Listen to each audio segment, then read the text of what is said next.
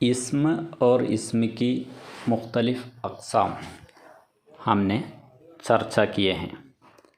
നാമത്തെയും നാമത്തിൻ്റെ വിവിധ രൂപങ്ങളും നമ്മൾ ചർച്ച ചെയ്തു. उसके बाद ज़मीर और उसकी किस्में भी ചർച്ച किए हैं. അതുപോലെ തന്നെ ज़मीർ സർവനാമങ്ങളും അതിൻ്റെ രൂപങ്ങളും നമ്മൾ ചർച്ച ചെയ്ത് കഴിഞ്ഞു. അടുത്തതായിട്ട് നമ്മൾ ചർച്ച ചെയ്യുന്നത് സിഫത്ത്. ഇസ്മിൻ്റെ വിശേഷണമാണ് സിഫത്ത്. ഒരു നാമത്തിൻ്റെ വിശേഷണ പദങ്ങളെയാണ് സിഫത്ത് എന്ന് പറയുന്നത്. സിഫത്ത് वो है जो किसी इस्म की हालत കൈഫിയത്ത് യാ കമിയത്ത് ജാഹിർ കരെ. സിഫത്ത് എന്ന് പറയുന്നത് ഏതെങ്കിലും ഒരു ഇസ്മിൻ്റെ അവസ്ഥയോ രൂപമോ അതിൻ്റെ സവിശേഷതയോ അതിൻ്റെ കുറവോ ഒക്കെ പ്രകടിപ്പിക്കുന്നതിന് ഉപയോഗിക്കുന്ന പദങ്ങളെയാണ് സിഫത്ത് എന്ന് പറയുന്നത്. ഉദാഹരണം നോക്കാം. ബേക്കാർ ലോഗ്, ജാഹിൽ ആദമി, ശരീർ ലഡ്ക. ഇതിൽ ബേക്കാർ, ജാഹിൽ, ശരീർ എന്നൊക്കെ ഉള്ളത് അതിന് തൊട്ട് ശേഷം വരുന്ന ഇസ്മിൻ്റെ വിശേഷണമാണ്. ഇതിനെയാണ് സിഫത്ത് എന്ന് പറയുന്നത്. സിഫത്തിൻ്റെ വിവിധ വിഭാഗങ്ങൾ ഏതൊക്കെയെന്ന് നോക്കാം. സിഫത്ത് ജാത്തി, സിഫത്ത് നിസ്ബത്തി, സിഫത്ത് അദദി, സിഫത്ത് മിഖ്ദാരി, സിഫത്ത് ജമീരി. നമുക്ക് ഇത് ഓരോന്നായിട്ട് പരിശോധിക്കാം. ആദ്യത്തേത് സിഫത്ത് ജാത്തി, ജിസ്സെ കിസി ചീസ് യാ ഷഖ്സ് की ज़ाती ख़ुसूसियत ज़ाहिर हो उसे സിഫത്ത് ജാത്തി कहलाते हैं. ഏതെങ്കിലും ഒരു വസ്തുവിൻ്റെയോ അല്ലെങ്കിൽ വ്യക്തിയുടെയോ വ്യക്തിഗത സവിശേഷതകൾ പ്രകടിപ്പിക്കുന്നതാണ് സിഫത്ത് ജാത്തി എന്ന് പറയുന്നത്.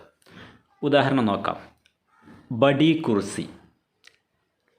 ഇവിടെ കുർസി എന്ന വസ്തുവിൻ്റെ സവിശേഷതയാണ് ബഡി. ബഡി എന്നുള്ളതാണ് ആ കുർസിയുടെ സവിശേഷത. അടുത്ത ഉദാഹരണം നോക്കാം. അച്ഛ ലഡ്ക. ഇവിടെ ലഡ്ക എന്നതിൻ്റെ സിഫത്താണ് അച്ഛ. അടുത്തത് ഖൂബ്സൂറത്ത് ബാഗ്. ഇവിടെ ബാഗ് എന്നതിൻ്റെ സവിശേഷതയാണ്, അതിൻ്റെ സിഫത്താണ് ഖൂബ്സൂറത്ത് എന്നുള്ളത്. ഇങ്ങനെ ഏതെങ്കിലും വസ്തുവിൻ്റെയോ വ്യക്തിയുടെയോ വ്യക്തിഗതമായ സവിശേഷതകൾ പറയുന്നതാണ് സിഫത്ത് ജാത്തി എന്ന് പറയുന്നത്. അടുത്തത് സിഫത്ത് നിസ്ബത്തി. സിഫത്ത് നിസ്ബത്തി वो है जिनमें किसी दूसरे शय से लगाव या निस्बत ज़ाहिर हो. മറ്റൊരു വസ്തുവുമായുള്ള ബന്ധം പ്രകടിപ്പിക്കുന്ന സിഫത്തിനെയാണ് സിഫത്ത് നിസ്ബത്തി എന്ന് പറയുന്നത്. ഉദാഹരണം നോക്കാം. കശ്മീരി. കശ്മീറുമായി ബന്ധമുള്ള ആളായതുകൊണ്ട് കശ്മീർക്കാരൻ എന്ന് പറയാൻ വേണ്ടിയിട്ട് കശ്മീരി എന്ന് പറയുന്നു. ഹൈദരാബാദി, ഹൈദരാബാദുകാരനെ ഹൈദരാബാദി എന്ന് പറയുന്നു. ഹിന്ദുസ്ഥാനി, ഹിന്ദുസ്ഥാനുമായിട്ട് ബന്ധമുള്ളത് കൊണ്ട് ഹിന്ദുസ്ഥാനി എന്ന് പറയുന്നു. കാബൂളിവാല, കാബൂളിൽ താമസിക്കുന്ന ആളായതുകൊണ്ട് കാബൂളിവാല എന്ന് പറയും. ഇങ്ങനെ ഏതെങ്കിലും ഒരു വസ്തുവുമായുള്ള ബന്ധം പ്രകടിപ്പിക്കുന്ന സിഫത്തിനെയാണ് സിഫത്ത് നിസ്ബത്തി എന്ന് പറയുന്നത്. അടുത്തത് സിഫത്ത് അദദി. वो सिफत जो किसी इस्म की तादाद या गिनती मालूम हो.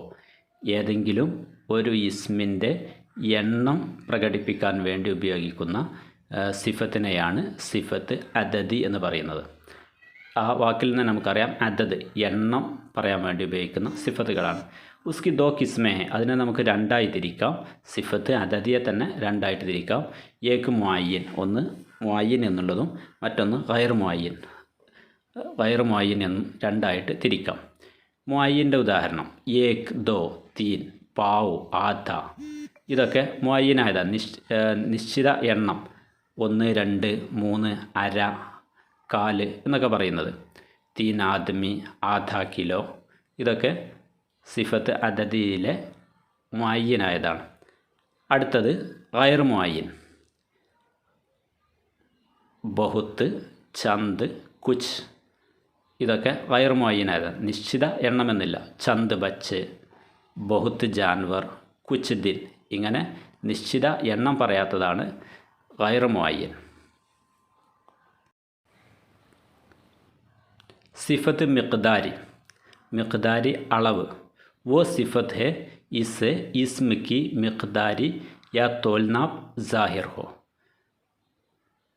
സിഫത്ത് മിഖ്ദാരി എന്ന് പറയുന്നത് ഒരു ഇസ്മിൻ്റെ അളവ് പ്രകടിപ്പിക്കാൻ വേണ്ടി, ആ അളവ് പറയാൻ വേണ്ടി ഉപയോഗിക്കുന്ന ഇതാണ് സിഫത്ത് മിഖ്ദാരി.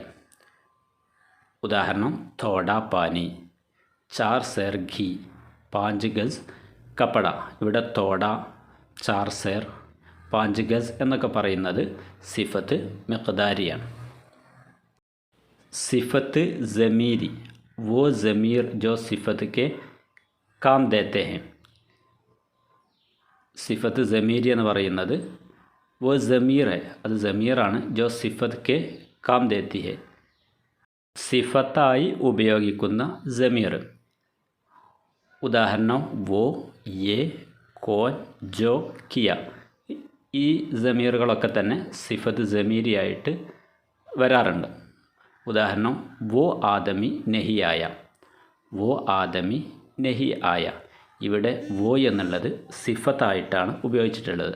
വോ എന്ന ज़मीർ സിഫത്തായിട്ടാണ് ഉപയോഗിച്ചിട്ടുള്ളത്.